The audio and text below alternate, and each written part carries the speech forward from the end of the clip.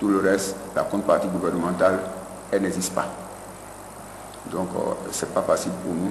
Nous nous défendons tant bien que mal avec les peu de moyens dont nous disposons et avec également le soutien de certaines personnes ressources. Alors qu'ils luttent déjà pour leur survie, les PVVIH doivent également affronter le regard accusateur et stigmatisant de la société. Malgré l'évolution de la science et les campagnes de sensibilisation, certaines personnes continuent de les traiter comme les porteurs de la peste du XXIe siècle. Ceci malgré la promulgation de la loi 2005-31 du 10 avril 2006 portant prévention, prise en charge et contrôle du VIH-Sida en République du Bénin qui interdit toute forme de stigmatisation à l'endroit des PVVIH. Grande était notre surprise de savoir que depuis 2010 à aujourd'hui, certains magistrats ne savent pas qu'il y a une loi qui existe et qui porte prévention, contrôle et protection du VIH au Bénin. Sa vulgarisation, on l'a laissé comme ça, tout le temps on a tourné autour jusqu'à l'heure où nous parlons. On ne l'a jamais appliqué. Ça, il faut avoir l'entité de Dibidi. Et c'est l'une des tares de cette loi. On ne peut pas avoir une loi ou avoir une loi. Et là, les autorités au plus haut niveau devaient prendre quand même le problème à cœur, notamment le CNRS, qui est la structure de coordination. Outre la non-vulgarisation de cette loi, les PVVIH sont également obligés de faire face à d'autres problèmes d'ordre organisationnel. Entre le REBA+, et la structure nationale de lutte contre le VIH-Sida, des courts-circuits disjonctent les relations. À 48 heures de la journée mondiale de lutte contre le sida, le président du REBA+, n'a encore aucune information sur l'organisation des manifestations officielles, encore moins sur les dispositions à prendre. C'est vraiment dommage pour notre pays.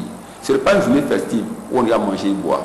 Mais c'est quand même une journée qui puisse nous permettre de nous arrêter, de faire le bilan en ce qui a été prévu et ce qui a été réalisé et d'apporter des mesures correctives pour qu'on puisse voir comment est-ce que nous allons encore bondir à nouveau pour l'année à venir, pour pouvoir améliorer un tant soit peu la prise en charge, histoire de faire diminuer le taux de prévalence en matière de VIH au Bénin. Mais malheureusement, c'est le camp plat.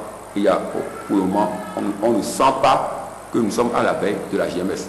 Là où ça nous fait beaucoup mal, nous autres, qui sommes porteurs, c'est que cette structure a comme président, c'est le chef de l'État, qui est le président du comité national de lutte contre le sida. Quel est le rapport entre le secrétariat, le comité et le chef de l'État? Personne ne peut le dire aujourd'hui. Est-ce que le chef de l'État est informé de tout ce qui se passe? Je ne pense pas. À notre avis, non. Nous savons de quoi nous parlons. Journée mondiale de lutte contre le sida sans les PVVIH, la chose semble incongrue, mais tout porte à croire que l'improvisation légendaire du Bénin fera encore son effet. En adoptant l'approche multisectorielle dans la lutte contre le VIH-Sida au Bénin, les ministères ont été dotés d'outils efficaces de lutte.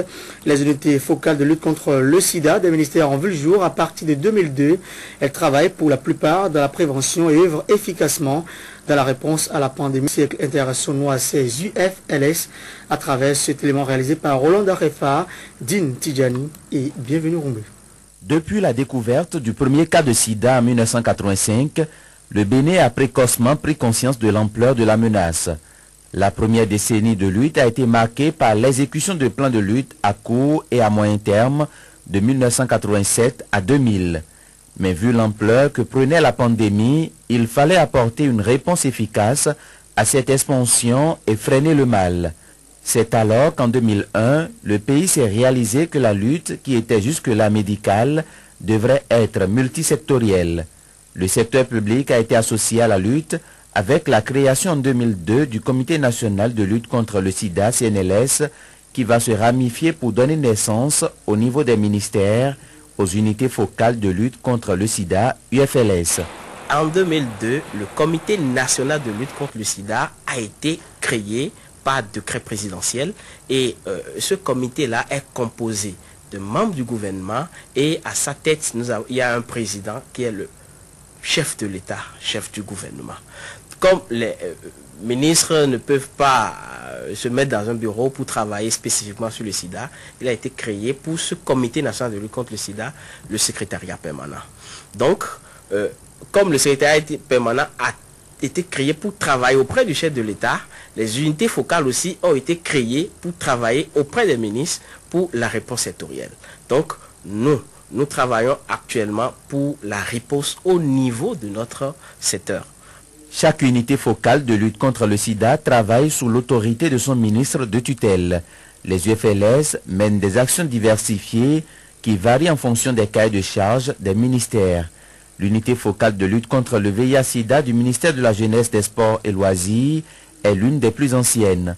Elle a démarré ses activités en 2002 avant d'être rejointe un an plus tard par son homologue du ministère de l'Enseignement supérieur et de la Recherche scientifique. Au cours de cette année 2010, nous avons mené plusieurs activités. La toute première est don de sang et dépistage du VIH dans le cadre de la Journée internationale de la femme, le 8 mars. Cette activité a été organisée au sein du ministère, où nous avons eu près de 100 membres du ministère, collègues venus du stade et cadres de la maison qui ont accepté de faire le don de sang et d'autres qui ont accepté de faire le dépistage du VIH. Après cette activité, nous nous sommes déplacés dans le cadre de la fête des Popos, Novicha, où nous avons organisé des activités de mobilisation sociale couplées avec le dépistage. Nous avons profité de cette occasion pour sensibiliser les jeunes qui ont participé à la finale de la Coupe Novicha. Nous avons commencé par intégrer l'écoute, le conseil de dépistage dans les prestations des centres de santé de nos universités. Nous avons démarré, nous sommes un peu en avance et nous pensons que nous allons arriver à bout. Et désormais, ces centres de santé pourront offrir des prestations en matière de conseil de dépistage volontaire. Bon, à part cela, nous avons procédé à la multiplication des points de distribution de préservatifs et au niveau des entités universitaires et puis au sein des structures du ministère de l'Enseignement supérieur. Nous avons aussi, actuellement, nous avons du matériel pour appuyer les organes de presse universitaires. Nous aidons aussi les travailleurs, ce n'est pas seulement les élèves, nous aidons aussi les travailleurs. Et ces travailleurs, nous avons profité de la Journée internationale de la femme pour parler de la féminisation du VIH-Sida.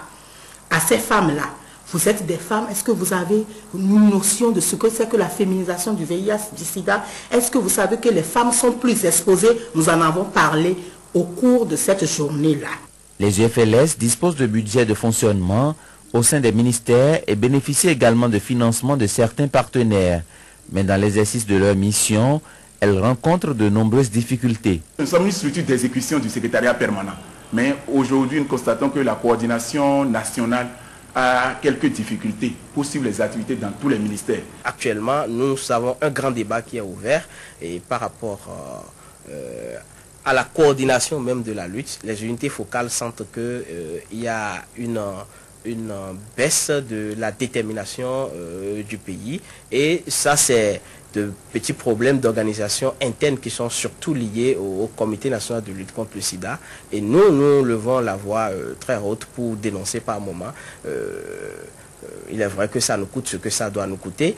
Depuis, comment dirais-je, 1 an par exemple, personne ne s'est préoccupé des UFL. Qu'est-ce qu'ils font?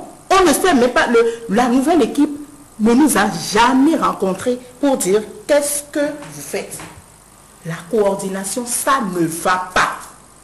Vous allez voir que pour décembre, le mois de décembre là, nous allons en rang dispersé. À ces difficultés internes s'ajoutent d'autres à connotation externe. Malgré ces obstacles, les responsables de ces unités focales n'entendent pas démordre et peaufinent chaque jour des stratégies pour freiner la pandémie du siècle pour ce qui est de la lutte au niveau national. Il y a des milliers d'écoles, il y a beaucoup de collèges. Comment est-ce qu'on peut être partout à la fois et de manière permanente? C'est impossible, quasi impossible. Alors, il faudrait quoi? Il faudrait introduire des curricula dans le système éducatif. Nous pensons que ces pays qui venaient chez nous prendre, voir, s'informer un peu de ce que nous faisons, nous ont dépassés aujourd'hui. Bon, il faut redynamiser la lutte, certainement. Et il faut aussi élargir l'expérience des unités focales à tous les ministères. Il y a beaucoup de ministères qui ont des difficultés. Soit l'unité focale n'existe plus, soit on ne les accompagne pas. Donc, il se serait souhaitable que ces autres ministères aussi soient touchés. Mais nous sommes, tous les ministères aujourd'hui, il y a à peine quelques 10 UFLS qui sont fonctionnés pour que la lutte contre le sida, le taux de prévalence qui est à 1,2%, qui bascule entre 1,2%, nous pouvons stabiliser ou bien ne plus en parler du tout. Les unités focales de lutte contre le sida travaillent pour la plupart dans le domaine de la prévention, à l'exception de celles des ministères de la Défense et de la Famille, dont les actions s'étendent à la prise en charge psychosociale. On en vient maintenant au port du préservatif qui s'avère très indispensable dans nos sociétés et cette précaution doit être prise à tout moment pour éviter le pire. Mais ce qui est paradoxal, c'est que certains usagers de ce produit en latex estiment qu'il peut être source d'allergie. Pour expliquer le frein qui se dresse à l'utilisation du préservatif et expliquer aussi l'adhésion du pape Benoît XVI à son usage, nous vous proposons de suivre ce magazine réalisé par Amour Bovi. À travers les décennies, les générations et les territoires, le préservatif, ce petit bout de caoutchouc qui s'avère être l'un des moyens les plus efficaces de prévention contre le VIH-Sida et les MST, est source de divergence. On distingue les pro-capotes et les anti-capotes. Avec ma copine, elle est fidèle à moi, donc je n'aime pas utiliser. D'autant qu'on a fait même le test ensemble. Le plus souvent, c'est mon ami qui l'utilise. Utiliser le préservatif, c'est bien. Bon, pas toujours parce que déjà j'ai confiance en la fille avec qui je suis. Donc je ne vois pas l'utilité d'utiliser ça. Les réponses que les gens vous donnent par rapport au refus d'utilisation du préservatif sont des réponses, disons, subjectives. Ce n'est fondé sur aucune véracité, aucune explication scientifique. Dans les laboratoires où les préservatifs sont élaborés, le souci permanent est de faire oublier le sentiment de distance que peut susciter l'utilisation de ce bout de latex. On s'échine toujours à rendre le préservatif moins présent, mais tout aussi efficace au cours des rapports sexuels. Il prend des arômes, des couleurs pour satisfaire diverses attentes. Face aux nombreux progrès accomplis par le préservatif masculin, pour convaincre les consommateurs, le fémidome, encore appelé préservatif féminin, peine à trouver ses lettres de noblesse. Moi, je voudrais même que ça soit beaucoup plus sur le marché et qu'on apprenne mieux aux femmes à utiliser ce préservatif-là. Je n'ai jamais utilisé le préservatif féminin. On a reçu beaucoup de femmes qui se sont plaintes par rapport au préservatif féminin. Il faut savoir que c'est contraignant. C'est contraignant pour les femmes dans la forme de conception même du préservatif. Ça fait tout comme un ventouse que la femme place là, et l'homme, en la pénétrant, c'est tout comme s'il est en train de plonger dans un sac, et non autre chose. La manière de placer aussi, il y a beaucoup de femmes qui ratent, et lorsque vous ratez ça, quand l'homme est percutant, il faut aller rechercher votre préservatif au fond. Le bon et serviable préservatif ne manque pas de tard. L'allergie au latex naturel a été reconnue comme un problème de santé publique depuis la fin des années 80. On estime ainsi à 1% de la population générale la proportion d'utilisateurs présentant une sensibilité cutanée au latex. Par ailleurs, certains spécialistes estiment que la capote n'est efficace qu'à 90%. Pour les 10% restants, bien souvent, l'erreur humaine est la source de l'échec. Soit le préservatif a glissé, s'est rompu ou a été placé tardivement. Mais la grande question que tout le monde se pose, peut-on avoir une sexualité épanouie avec le préservatif?